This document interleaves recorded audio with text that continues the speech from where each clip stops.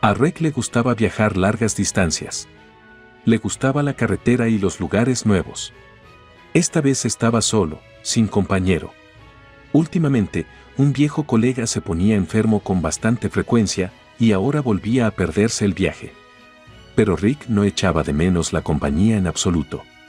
Solo, pensó mucho en la vida, recordando su infancia. Su padre también era camionero. Transportaba mercancías por todo el país.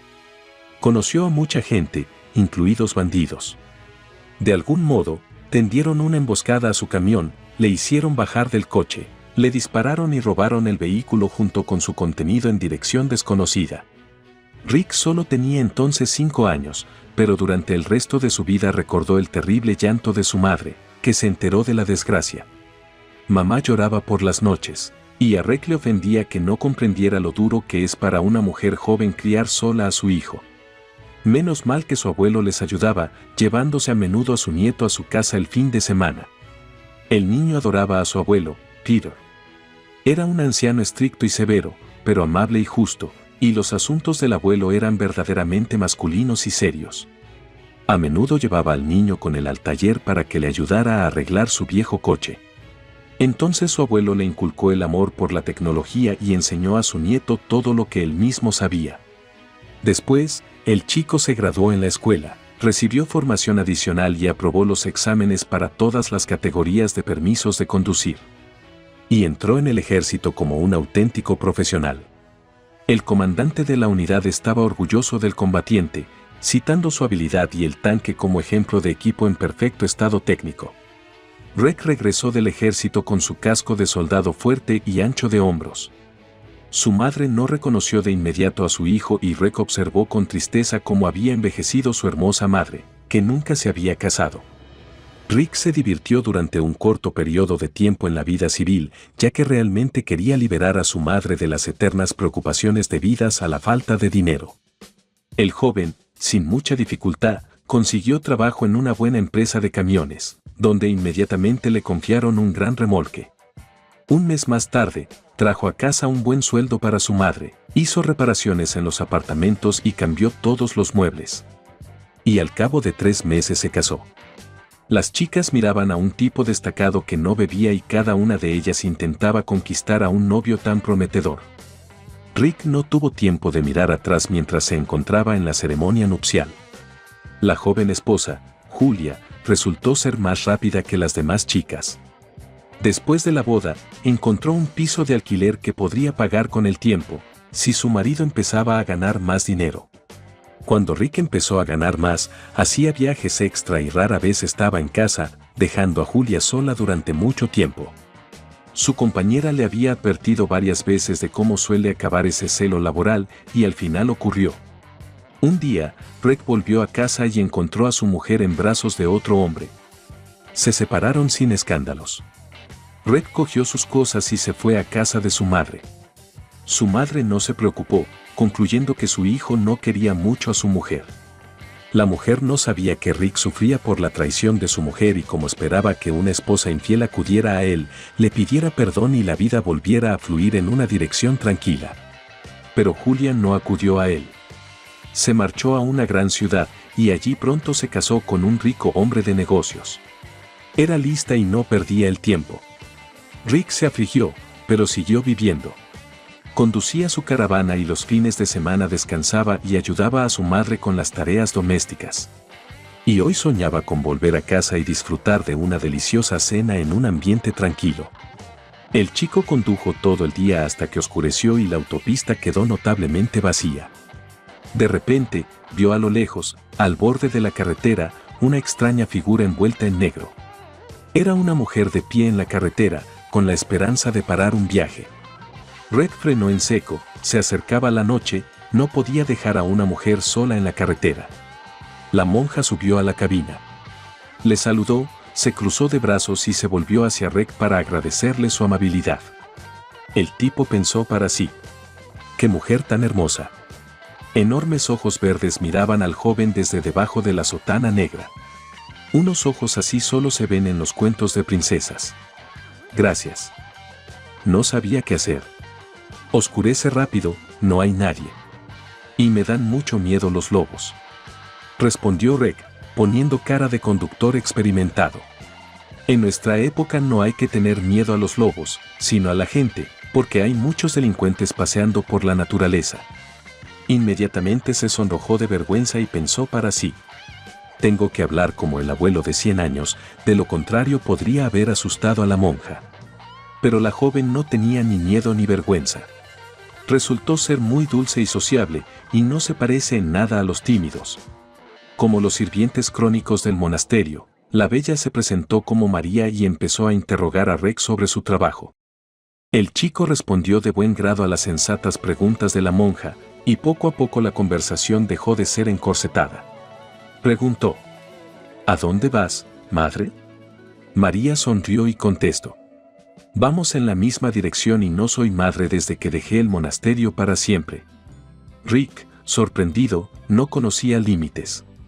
¿Por qué vas vestida así?, respondió María. Porque todavía no se ha construido una boutique de moda en el santo monasterio y me fui de allí de esta forma.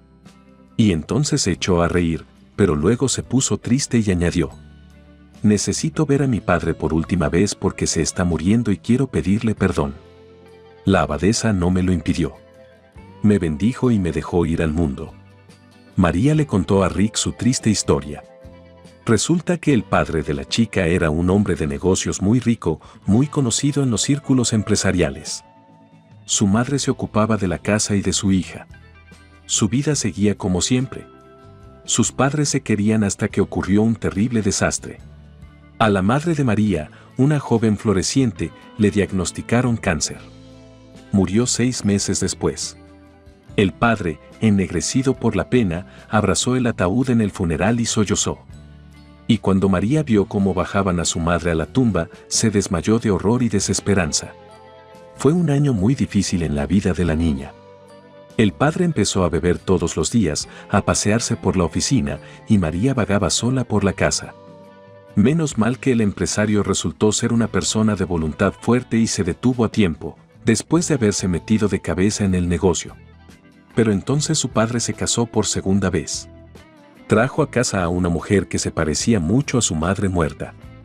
María casi gritó cuando vio a la novia en el umbral, pero la nueva esposa del padre tenía un carácter completamente distinto al de la madre de María. Era traicionera, engañosa y codiciosa. El propio hijo de la madrastra, de la misma edad que María, se instaló en la mansión del hombre de negocios con su madre. El padre, inspirado por un nuevo amor apasionado, no se dio cuenta de lo que ocurría en su ausencia. El hijo de la madrastra, Artur, resultó ser como su madre. Era un joven mimado, y cuando vio a la bella y joven María, enseguida empezó a importunarla abiertamente. Y un día le tendió una emboscada en el jardín y casi la viola. María, en un estado emocional crítico, corrió al despacho de su padre, donde se lo confesó todo su padre empresario. Pero su padre, fascinado por la bella madrastra, decidió que su propia hija había montado todo aquello para enemistar al hombre con su joven esposa. Estalló un escándalo y María se fue llorando al monasterio, donde vivió en ayuno y oración durante 3 años. Hace poco, María se enteró de que su padre había caído enfermo y se estaba muriendo. Sintió que ya no podía estar tras los gruesos muros del santo monasterio, entre las modestas y tranquilas hermanas. Su alma suplicaba libertad y el deseo de abrazar al pecador pero amado padre era muy fuerte. Por eso, María se encontró al borde de la carretera que conducía a la ciudad de su infancia, a la hermosa mansión donde su padre agonizaba. La muchacha dijo con tristeza: no sé si podré volver a casa, ya que es poco probable que mi madrastra y su hijo me dejen ir con mi padre. Rick lo pensó durante un buen rato. María, no tienes nada que hacer allí sola. Parece que Artur es un canalla desesperado. Déjame ir allí contigo. Solo que primero pasaremos por la tienda y te compraremos ropa. No te prometo una boutique, pero no parecerás un mendigo. En la ciudad, Rick entregó su carga dejando el camión en la base, luego se sentó y esperó a María en la tienda. Cuando ella se le acercó vestida con el ligero y vaporoso vestido, el chico se dio cuenta de que se había enamorado de la chica firmemente y para siempre. Los jóvenes cogieron un taxi y se dirigieron rápidamente a una lujosa mansión de 3 pisos. La puerta fue abierta por un guardia que reconoció a la antigua dueña de la casa. María y Rex subieron las anchas escaleras de mármol y se dirigieron al dormitorio del hombre de negocios. Cuando la muchacha abrió la puerta, vio a un anciano demacrado tendido en la cama. Corrió hacia su moribundo padre, lo abrazó y lloró.